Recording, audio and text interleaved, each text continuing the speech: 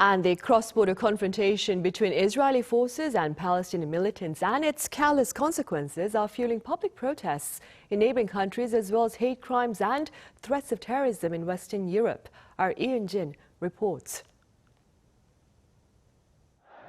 Following the deadly blast on Tuesday night on a hospital in the Gaza Strip that killed nearly 500 people, a former Hamas leader called for a worldwide day of rage. And thousands of people have rallied in countries across the Middle East and North Africa to protest. On Wednesday, demonstrators gathered outside U.S. embassies. As the Jordanian government declared 3 days of mourning, thousands of people gathered outside the U.S. and Israeli embassies, where Islamic parties in the country called for a general strike. In the Lebanese capital Beirut, protesters clashed with security forces who used water cannons to disperse crowds close to the U.S. embassy. Overnight, demonstrations also took place in Turkey, Morocco, Libya, and Iran. Meanwhile, the conflict between Israel and Hamas is causing reverberations throughout Europe, from demonstrations to hate crimes and terrorist attacks.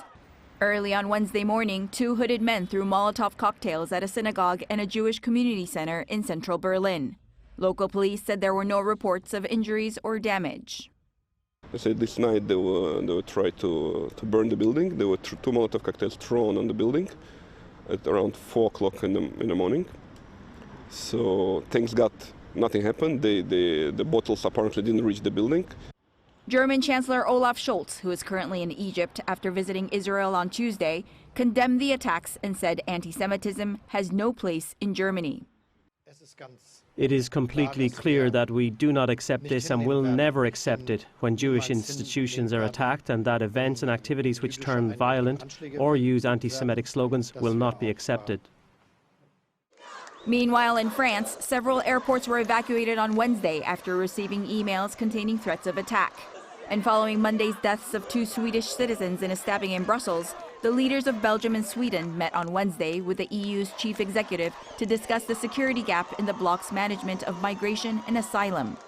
The attack in Brussels was allegedly carried out by a Tunisian national who was in the country illegally after an asylum application was rejected in 2020.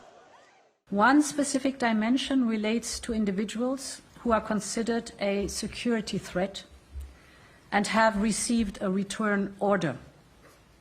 Currently, they can be asked to leave voluntarily. We must urgently change this. Von der Leyen said the bloc's next migration pact would help avoid such situations by allowing state authorities to more quickly deport foreigners who are deemed a threat to national security. Eun-jin, Arirang News.